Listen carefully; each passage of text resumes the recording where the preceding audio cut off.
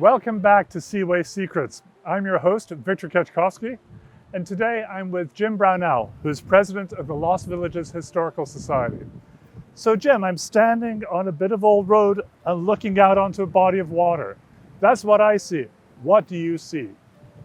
In my eyes, Victor, I see a village. I see us standing here on Old Highway number 2. This was the major highway between Montreal and Toronto. And around me would have been homes. I'm thinking over there, you would have had the Gollinger homestead, the huge Gollinger brick home. Just behind me over here, you would have had David Hill's family, Vern Hill's home. And next to it was the Pleasant Haven tourist home. I just see a village that, I spent 2 years of my life in school in Molinette, and I would say 2.5 years down in Mill Rush, which is just, actually, if you go down this highway in this direction, you're veering off and heading down Steve's Hill into Mill Rush. So they were relatively close, but I see vibrant communities of that time. You know, I was a nosy little kid, I guess you would say, and I loved history. Curious. How about curious? Curious, is that the word? Yeah. Not nosy? Yeah. But I was always fascinated by the stories that were told, the historical stories. So I was there for so many things. And we would get finished with the chores on the farm at the time, and away we would go exploring in the evening. And my dad would take the older kids, Tom, Jim, and John, and we'd go out exploring. We'd be walking in abandoned homes that were waiting for a fate.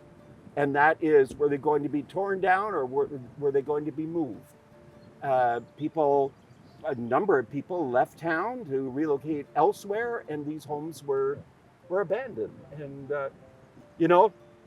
one of the homes that stood out, that still stands out in my mind, is the old Dixon home from this town, just over there. George Dixon and his son Adam became, George arrived as a United Empire Loyalist, and his son was a Loyalist, obviously, being the son, and he became of age. But they established beautiful homes in Molinette. And the George Dixon home should never have been torn down. It was the only example in our community, basically in Eastern Ontario, of Georgian plantation style of architecture. And I remember admiring that as a kid. It was right beside the schoolyard because I attended here in grade 1 and 2, and I always admired it. And I got interested in its history, and at our museum, we have a fair amount of information on that home.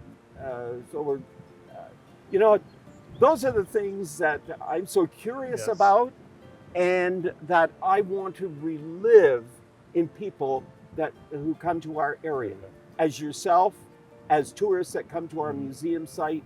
And how better is it that our museum is just over there, a little walk down here to the old highway, and history opens up. It makes it all come alive. It certainly does. So if this is Old Highway 2, this would have been Molinette's main street, and all the businesses would have been located along here then. Right. Most of the businesses were just over, just out from the water's edge. That was, you would have had the Lion Hotel, Ziny Hills Barbershop.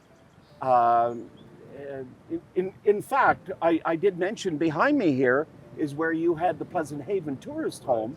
That was really the start of the businesses on this side of the highway, because you had Mr. Picard's gas station, Texaco gas station. You had my Aunt Ethel's ice cream parlor in a huge rambling old house at the corner.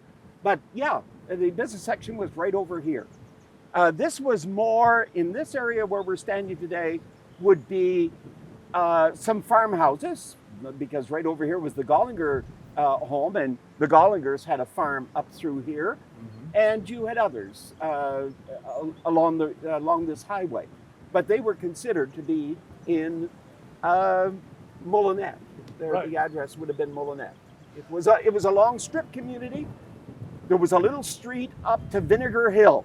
Oh, interesting name. Well, my father was born on Vinegar Hill, Okay. actually, in a small home on that street. But you know, the street never had a name. There wasn't a street sign, but everybody in town knew the road to Vinegar Hill.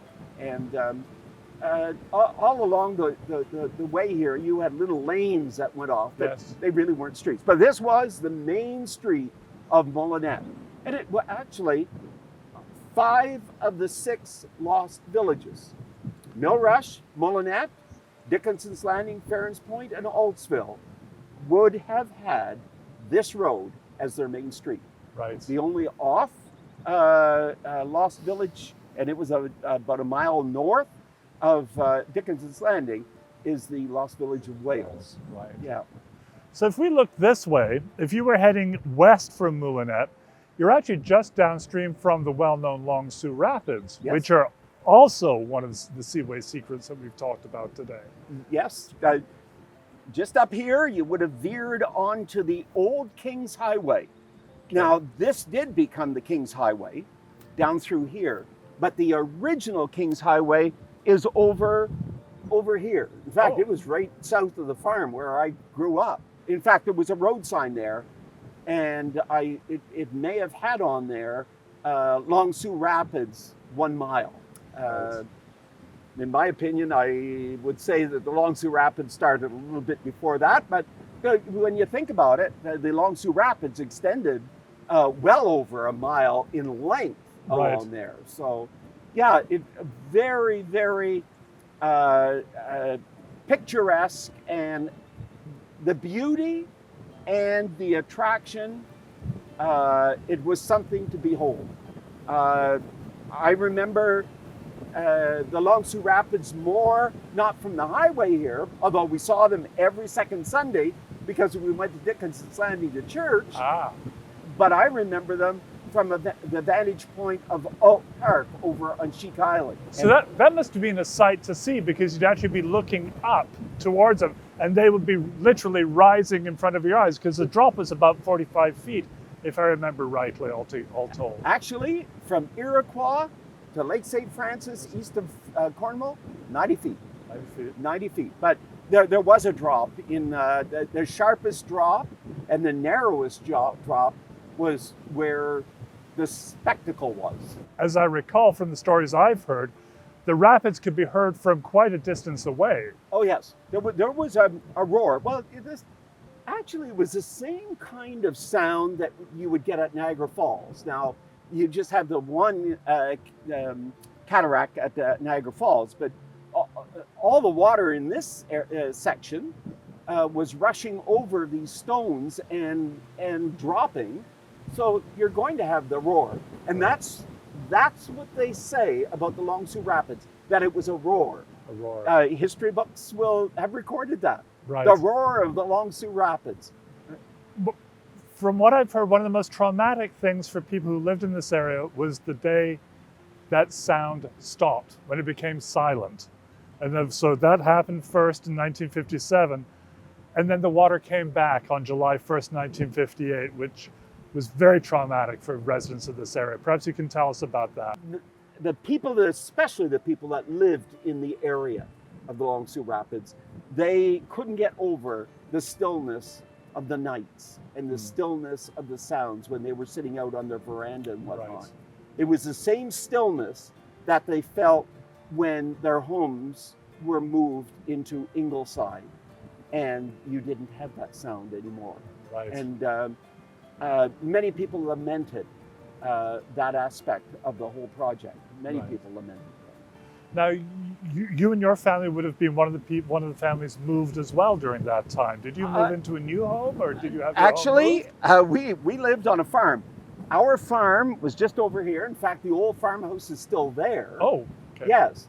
They built the new railroad behind us because they had to relocate the CNR, which before that was the Grand Trunk, So they built a new railroad behind us, this new highway just up here at the museum in front of us, and we were kind of sandwiched in the middle. We didn't have it like my friend Delbert Plumidor, who, God rest his soul, who was in my class down at Mill Rush Public School. And on the day in the fall of 1957, we were outside at recess, and his home over in Old Mill Rush, which was on Sheik Island, couldn't be moved, so they set fire to it that day. And so I didn't experience that as a youth losing my home, but I certainly had a friend who had that situation. You mentioned the burning of buildings, and that's a part of the story most people don't know about.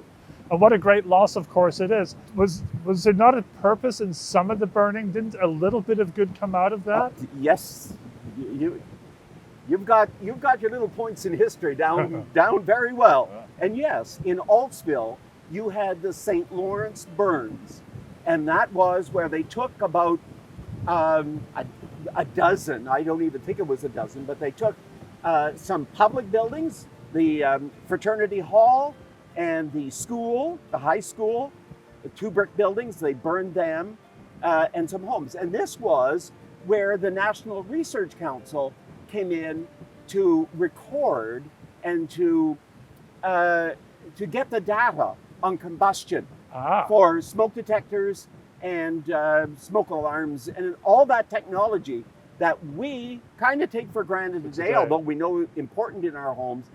That technology was all being explored at the time of the Seaway. And that's the good that came from the burns called the St. Lawrence burns at Altspille.